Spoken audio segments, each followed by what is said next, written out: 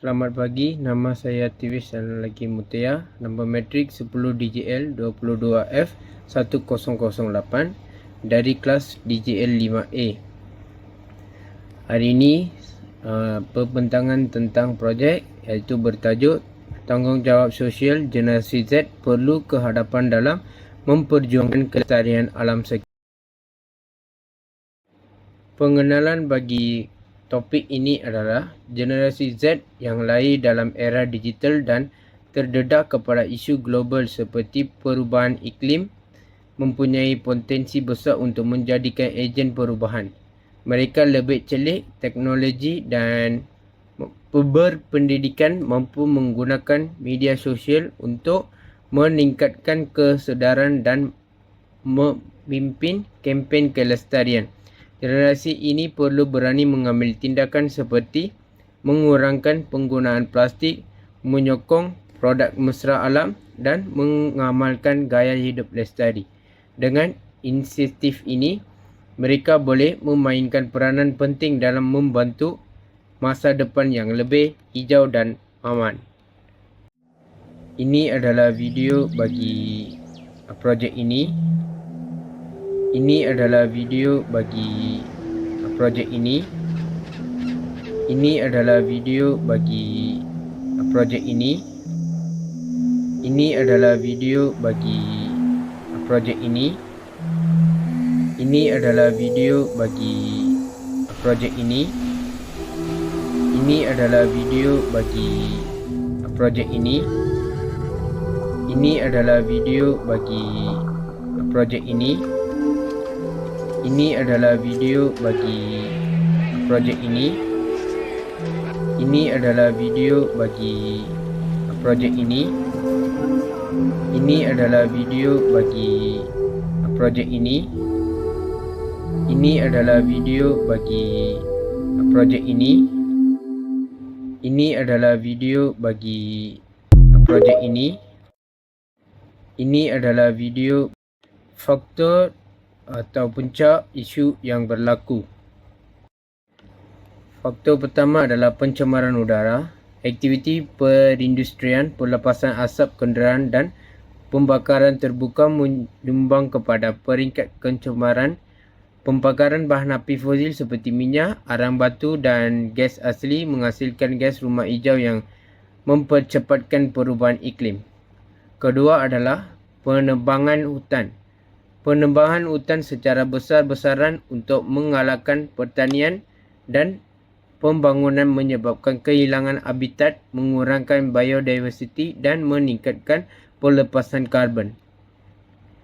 Hutan berfungsi sebagai penyerap karbon. Jadi kehilangan hutan menyebabkan peningkatan karbon di atmosfera.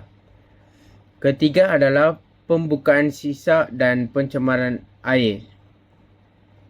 Pembuangan sisa domestik dan industri tanpa mengurangkan yang betul pencemaran sungai, tasik dan lautan, bahan kimia dan plastik yang tidak terurai merosakkan ekosistem laut dan membahayakan hidupan air. Keempat adalah penggunaan plastik berlebihan. Penggunaan plastik sekali guna seperti beg plastik, botol dan pembungkus menyumbangkan kepada timbuhan sisa yang sukar diuraikan. Plastik mengambil masa ratusan tahun untuk terurai, menyebabkan pencemaran yang kekal dalam alam sekitar. Akhir sekali, perubahan iklim global.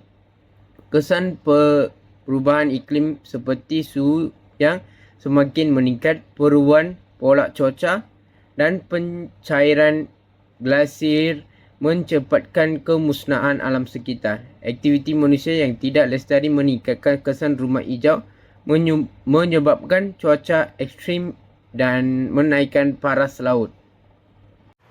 Nama saya Kumpulan Lelaki Al-Sibran. Nama metrik saya adalah 10JL22F1021. Impak atau kesan kepada masyarakat negara, generasi Z perlu kehadapan dalam memperjuangkan kelestarian alam sekitar. Generasi Z memainkan peranan penting dalam memperjuangkan kelestarian alam sekitar yang memberikan pelbagai impak positif kepada masyarakat dan negara.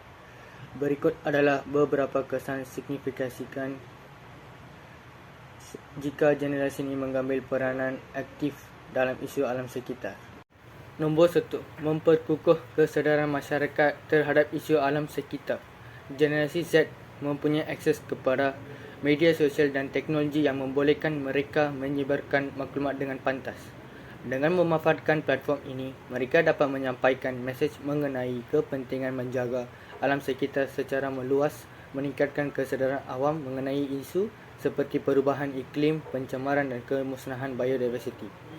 Nombor 2. Menggalakkan inovasi dan teknologi hijau. Generasi Z terkenal dengan pemikiran kreatif dan inovatif. Dengan memimpin dalam isu kelestarian, mereka berpotensi mencipta teknologi hijau yang lebih cekap, seperti tenaga boleh diperbaharui, sistem pengurusan sisa yang lebih baik dan produk masa alam yang kurang mencemarkan. Nombor 3. Menjana peluang ekonomi dalam bidang kelestarian.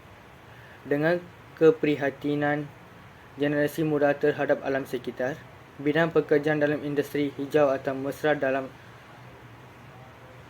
alam akan berkembang.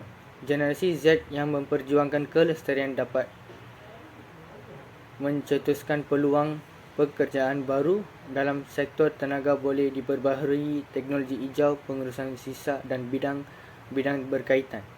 Nombor 4. Mengurangkan impak perubahan iklim dan menjamin kesihatan awam. Dengan mengutamakan kelestarian, generasi Z boleh membantu mengurangkan pencemaran udara, air dan tanah yang memberikan kesan langsung kepada kesihatan masyarakat. Udara yang bersih, sumber air yang selamat dan persekitaran yang sihat mengurangkan risiko penyakit, terutama penyakit pernafasan, penyakit yang disebabkan oleh pencemaran.